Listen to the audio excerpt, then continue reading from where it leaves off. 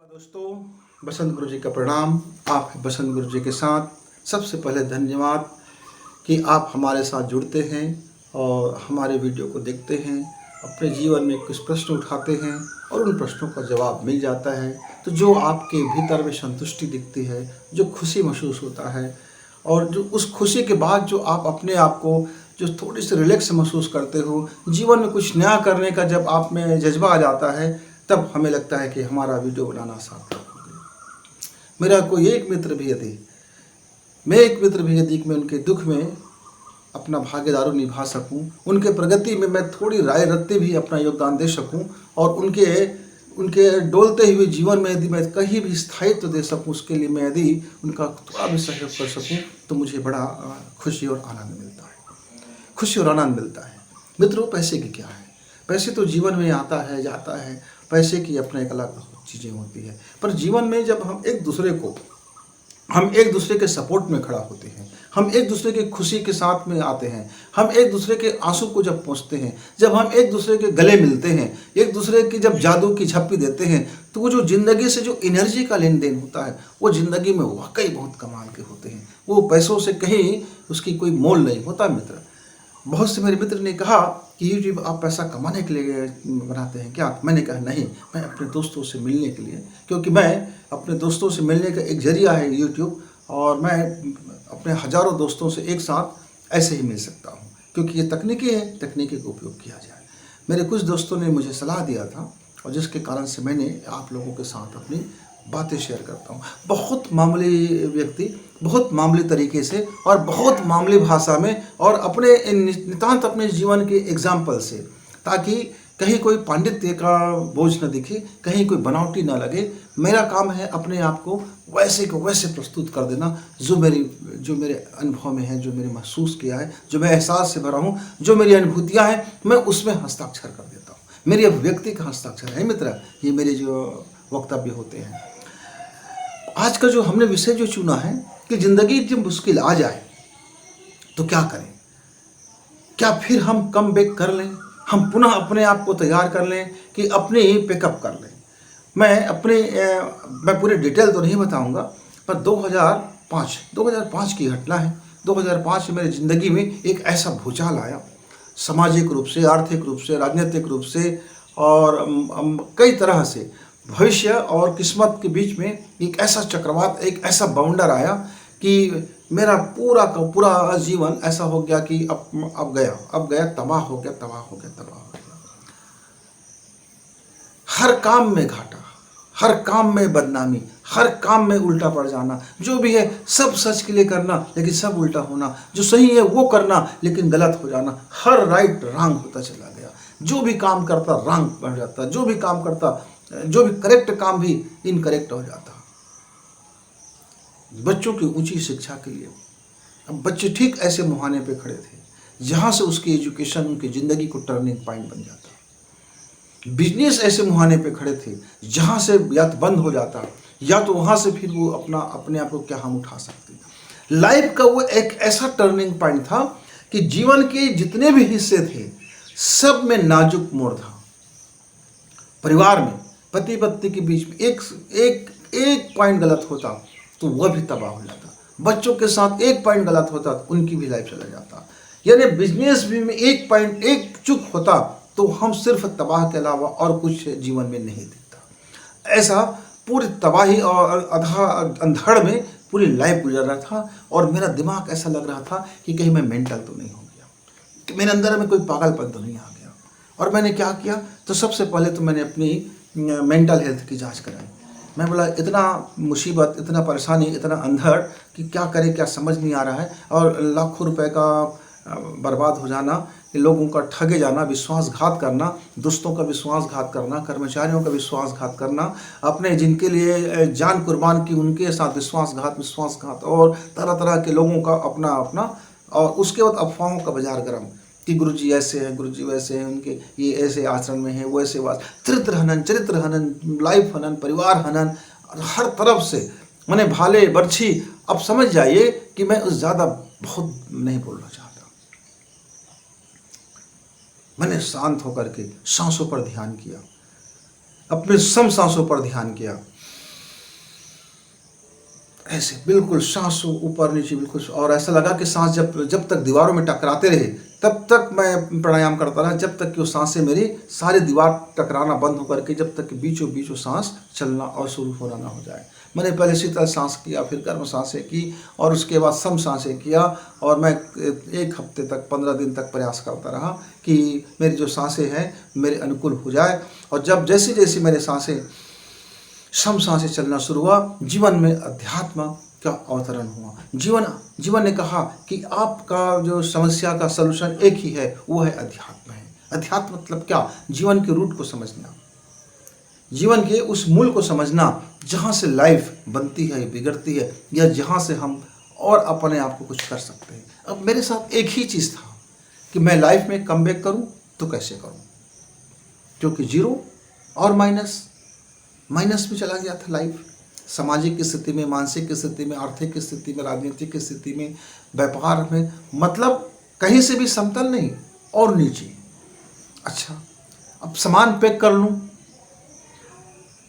कर लूँ तो फिर मैं इस अपने परिवार को जो मैं छोड़ के चला जाऊँगा, ये मेरे दोनों बच्चे हैं, इनकी भविष्य में तो अंधेरा आ जाएगा, क्योंकि मेरा कर्तव्य है कि उनकी पढ़ाई, शिक्षा, दीक्षा को मैं कंप्लीट कराऊँ। वो मेरी जवाबदारी है पिता होने के नाते। उनके स्वप्न ना टूटे, उनकी जिज्ञासा, उनका जीवन का जो है वो मैं उनके जिम्मेदार कैसे हो सकता हूँ? नहीं, मुझको अपना कर्तव्य तो निभाना पड़ेगा। फिर बहुत से लोग ऐसी स्थिति में क्या कर लेते हैं? सुसाइड कर लेते हैं, यानी पिकअप कर लेते हैं, कुछ नहीं। और कई लोग क्या करते हैं? सुसाइड नहीं करते हैं तो अब बिजनेस में घाटा हो गया, कारोबार में नहीं हो गया, विश्वासघात हो गया, बंद कर दो। अब बंद कर दिया बंद, सारे तरफ से बंद हो गए, और चुपचाप घर में हताश, निराश और डिप्रेशन में बैठे रह जाते हैं। घर के लोग ने खाना दे दिया तो खा लेते हैं, फिर उस अंधड़ को उसकी श्रीमती संभालती है, बच्चे संभालते हैं, और वो अपने लाइफ से वो पिकअप कर लेता है। मेरे पास 2 मार्ग था, या तो मैं अपनी लाइफ को पिकअप कर लूँ, लाइफ को पिकअप करने का 2 मार्ग था, या तो मैं चुपचाप बैठ जाऊं, बीमार हूं, चुपचाप निराश होकर के बैठ जाऊं, चुपचाप खाते पीते पड़े रहूं, या फिर मैं अपना सुसाइड कर लूँ। दूसरा उपाय था कि मैं जहां हूं हर अपने कारोबार को, और जैसे भी हूं मैं उसको अपने बुद्धिमत्ता से और अपनी लगन से और अपने श्रम से मैं फिर उठ खड़ा होने की कोशिश करूँ। एक कुकुरमुत्ते की तरह से मैं फिर अपने आप को उठ खड़ा होने की कोशिश करूँ। तब मित्र मैंने भली भांति सोच विचार किया, और जैसे मैंने सम नाड़ी से विचार किया, सम नाड़ी मतलब जब सम नाड़ी चलता है, जब दोनों सांसें चलती है, तब उस समय हमारा विवेक, हमारे बुद्धिमत्ता और हमारे अंदर की वो चेतन अवधारणा और हमारे जीवन का शिक्षा और हमारे अध्यात्म हमारे गुरु बन जाते हैं, हमारे पथ प्रदर्शक बन जाते हैं। तो मित्रों, अंदर से फिर आवाज़ आया कि कम बैक, सांस के अंतिम समय तक आपको पैकअप नहीं करना है। ईश्वर ने यदि आपको यह सिचुएशन दिया है, यह वातावरण ने यदि आपको यह सिचुएशन दिया है, तो कहीं न कहीं आपके अवचेतन अवधारणा में ये बात कभी रही होगी, और वह बात आज प्रकट हो गया है। आज आप अपनी अवधारणा बदल लीजिए, आज अपनी मानसिक चेतना बदल लीजिए, आज आप अपनी सोच की दिशा बदल लीजिए, आज आप अपनी काम करने की दिशा को मजबूत कीजिए, आज आप अपने विश्वास से भरिए, और जहाँ भी हैं, जिस परिस्थिति में पड़े हैं, बस वहीं से आप धीरे धीरे अपना काम कीजिए। मुंह को बंद, केवल कर्म, बक बक बंद, केवल कर्म, और इधर उधर की बातें बंद, केवल कर्म, दुनिया भर की सुनना बंद, केवल कर्म, दुनिया भर की देखना बंद, केवल कर्म। केवल कर्म पथ ही एक ऐसा है कि जिससे आप फिर पुनः अपने आप को स्थापित कर सकते हैं। अपना श्रम, अपनी योजना। फिर मैंने ठान लिया, कहा कि सब ठीक है, कोई दिक्कत नहीं है, कारोबार को भी शुरू यथावत चलते रहे, बच्चे की व्यवस्था हुआ, सारा काम धीरे धीरे बढ़ते मित्रों 10 साल के अंदर में मैं उस स्थान से भी आगे बढ़ गया जहां से मैं पतन हुआ था, जहां से मेरी समृद्धि डाउन हुआ था, जहां से मैं माइनस में आ गया था, मैं कहीं उससे और आगे शिखर तक निकलता चला गया। बच्चे अपने एजुकेशन में अपने शिखर को छूने लगा, और एक समय ऐसा आया कि मेरा उस डिसीजन, यदि मैं पैकअप का डिसीजन लिया होता तो मेरा लाइफ पूरी तरह से था में बदल चुका होता, भूतपूर्व में बदल चुका होता। मेरी फोटो में मेरी माला रहता और मेरी आत्मा, मेरी जो भूतात्मा है वो सदैव मुझे कहते रहता, कोसता रहता, भगेड़ू कहीं के भाग गए, पीठ पीछे कर गए, ये युद्ध है, यह युद्ध है, तू लड़, ये युद्ध है। तब मैं कृष्ण जी को धन्यवाद कहता हूँ कि जब वो कृष्ण अर्जुन से कहते हैं कि कायर कमजोर अपना धनुष गांडीवी नीचे रख देता है, या शरीर किसके लिए बचाना चाहता है, या धर्म किसके लिए बचाना चाहता है, ये पूंजी किसके लिए बचाना चाहता है, अपना कर्म कर, तू तेरा कर्म पर अधिकार है और परिणाम जो होता है उसको ले, या तो पूरी तरह से छोड़ या तो पूरी तरह से ले, या तो भगवान को समर्पित कर, हर कर्म समर्पित कर, जो भी अच्छा है बुरा है आप डिसाइड करने वाले कौन होते हो, या तो सारे कर्मों का फल खुद को मान कि तेरे ही बुरे कर्मों का ये परिणाम है तो तेरे अच्छे कर्मों का भी परिणाम बेहतर होगा। तो दोनों स्थिति में तू कैसे गांडी रख सकता है, तो दोनों स्थिति में कैसे अपने सामान पिकअप कर सकता है, तो दोनों स्थिति में कैसे अपने आप को सुसाइड कर सकता है। पांडे की तरह बात करता है और गिदड़ की तरह से व्यवहार करता है। ये चीजें मुझे झकझोर रहा था मित्र, मेरे भीतर से मेरा गीता मुझको समझा रहा था कि पैकअप करने में कहीं कोई बात नहीं है, कोई अच्छी बात नहीं है। बैकअप करना ही जीवन का सबसे मूल सूत्र है मित्रों।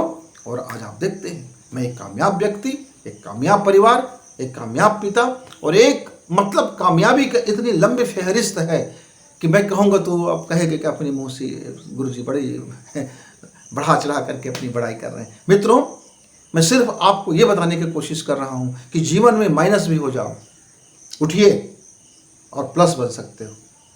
आप जहाँ थे आप वहाँ से आगे बढ़ सकते हो। बैकअप करना कोई समस्या का समाधान नहीं है, बल्कि बैकअप करना हर समस्या का समाधान है।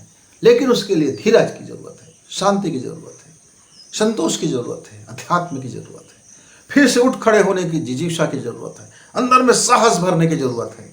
और यह जरूरत है कि किसको सुना जाए और किसको नहीं सुना जाए, किसको देखा जाए और किसको नहीं देखा जाए, किस पर विचार किया जाए और किसको विचार से बाहर कर दिया जाए। तो विवेक का छन्नी होना आपके साथ जरूरी है मित्र। यदि विवेक आपके साथ में है तो बुरा से बुरा स्थिति से भी आप शानदार से शानदार स्थिति में आ सकते हैं।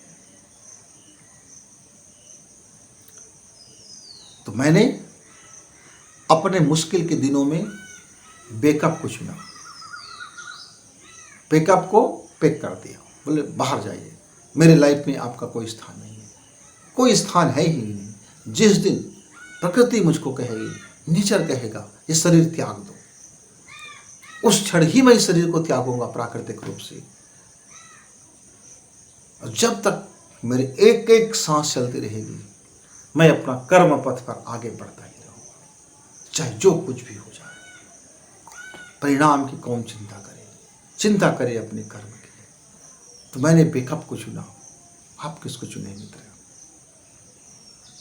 बताएंगे जरूर, जरूर बताइएगा कि आपने बैकअप को चुना कि बैकअप को चुना। लेकिन आपने यदि बैकअप को भी चुन लिया होगा तो अब भी एक अवसर है, आप उस बैकअप के सामान को बाहर फेंक दीजिए, लगा दीजिए आग, जीवन में लगाइए आग और देखिए कि आपके में क्या कुवत है, आप में क्या ब्रेन है, आपके अंदर में कौन सी साहस है, आपके अंदर में कितना धन है, आप क्या कर सकते हो। गरीबी से लड़ सकते हो, अब भी अमीर बन सकते हो। अज्ञानता से लड़ सकते हो, अब भी ज्ञानवान बन सकते हो। आप डरपोक से लड़ सकते हो, अब भी आप निडर बन सकते हो। आप सारे भय को फेंक सकते हो, आज भी अभय बन सकते हो। आप अपने को हिजड़ा बनाना छोड़ दो, आज भी तुम अपने को सिंह बना सकते हो। जिस क्षण तुम अपना हिजड़ापन त्यागते हो उसी क्षण तुम अपने आप को सिंह बना लेते हो। और एक बार सिंहनाद कीजिए, एक बार आप सिंह बनिए, एक बार दहाड़ तो लगाइए जीवन में, फिर जीवन बैकअप होकर के उड़ता है और फिर कहता है हाँ मैं ये कर सकता हूं, ये देखो मैंने कर लिया। जो हुआ तो हुआ, वो कल की बात थी, पास्ट था, छोड़ो पास्ट को। क्या रोते रहना, क्या पड़े रहना, क्या गलाने से भरे रहना। उठो और अपना जीवन को अपने हिसाब से जियो और सुगंधि से भर लो। मित्र उठिए, बैकअप कीजिए, उठिए बैकअप कीजिए। फिर मिलेंगे, तब तक गुरु जी को जाना नमस्कार।